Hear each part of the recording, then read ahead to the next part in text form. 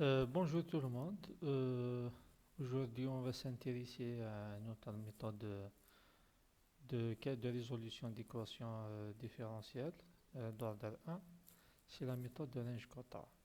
Donc, vous avez ici, comme un rappel, on écrit une équation différentielle de cette forme-là, sous forme de problème de Cauchy.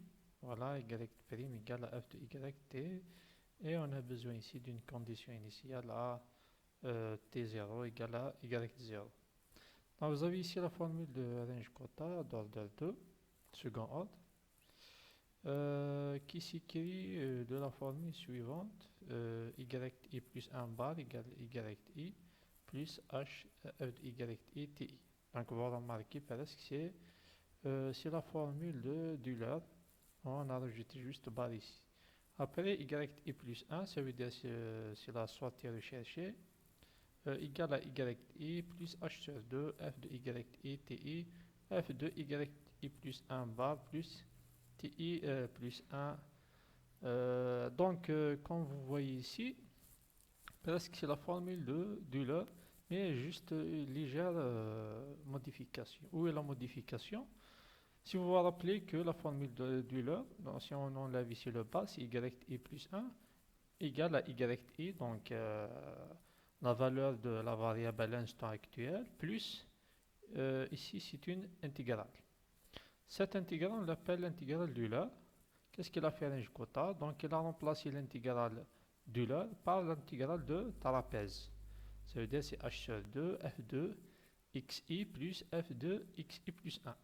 Donc c'est ce qu'il a fait ici. Il a tiré la formule de Runge-Kutta de second ordre. C'est la méthode de Runge-Kutta pour toutes, toutes les différentes méthodes ici. Par la suite, pour simplifier ici la méthode, on fait intervenir les coefficients K1 ici et K2. D'accord? Ce symbole-là, c'est K2. K1 égale à H f de y ti et K2 égale à H f de y plus K1. Ça veut dire c'est y plus 1, ti plus 1. Après, on aura y plus 1 égale à yi plus 1 sur 2, 1 sur 2, k1 plus k2. Ça veut dire que c'est l'intégrale de trapèze. On va essayer d'appliquer cette méthode pour l'exemple donné ici.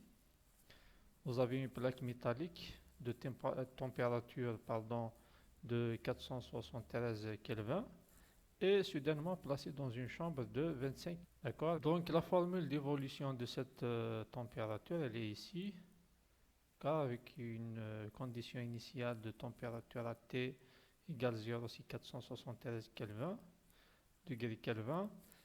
Et là, toutes les valeurs des variables, des coefficients utilisés dans cette formule. Donc, on veut résoudre ce problème entre t allant de 0 jusqu'à 180 secondes avec un pas de h de 1 seconde. Qu'est-ce qu'on va faire? La première chose à faire est d'introduire tous les coefficients ici. Donc, on prend ρ égale 300, V égale 0,1, A c'est 0,25, C égale 900, HC égale à 30. On va le symboliser E égale à 0,8. Et sigma, on va l'appeler O égale à 5,67 fois 10 puissance moins 8. Donc voilà. Là, ce qui concerne l'équation, les données pour voir l'évolution de l'équation qui permet de voir l'évolution de la température. On revient à la méthode, on a besoin de H égale à 1 seconde. Voilà. On a besoin aussi de déclarer T de 1, ça veut dire la condition initiale, égale à, elle est donnée ici,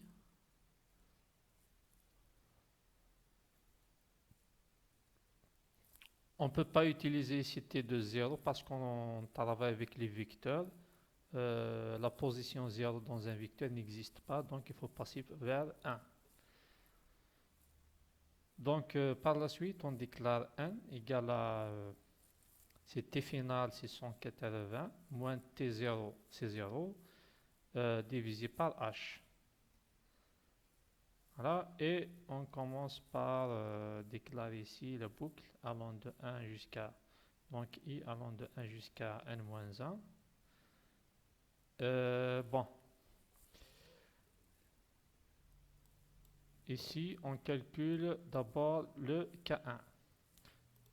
K1, qu'est-ce qui est égal? Égal à h fois f de yti. F de yti, c'est la dérivée de t.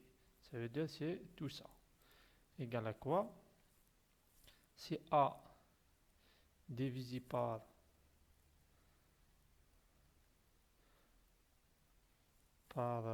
rho fois c fois v. Voilà. Et tout ça, donc multiplié par E fois O fois 297 puissance 4 moins T de I puissance 4. Voilà, on ferme la parenthèse, plus HC fois 297 moins T de I. Voilà, on ferme la parenthèse et on ferme une autre parenthèse ici. Donc voilà, et il manque ici une parenthèse. Voilà.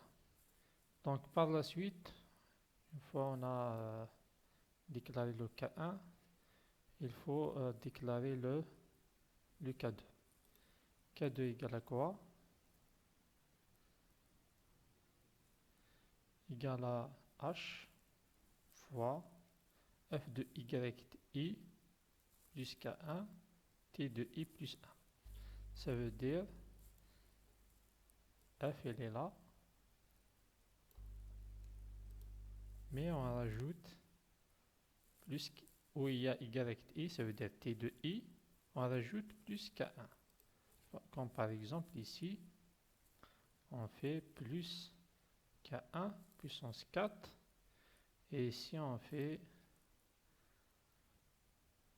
plus K1. Voilà. Par la suite, une fois on a déclaré K2, on calcule le TI plus 1 qui est égal à T de I plus 1 sur 2. Donc vous suivez ici, 1 sur 2 c'est 0,5 fois K1 plus K2. Voilà, on ferme la boucle. Voilà, on va exécuter pour voir s'il n'y en a pas d'erreur. Donc on va l'appeler range quota 1, second order plutôt 2. Voilà, vous avez ici un vecteur de températures. Maintenant, on rajoute ici le T, le temps, pour dessiner la courbe d'évolution de la température. Ça va donner un résultat plus explicatif. On ici le T de 1 à 0. Voilà. Par la suite, on fait plot T, la température en fonction de temps.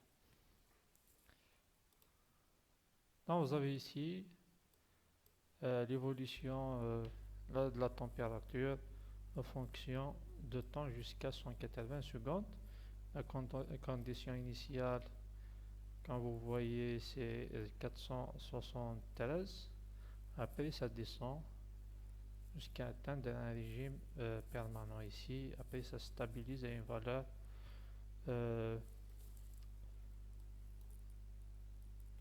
de 298 degrés.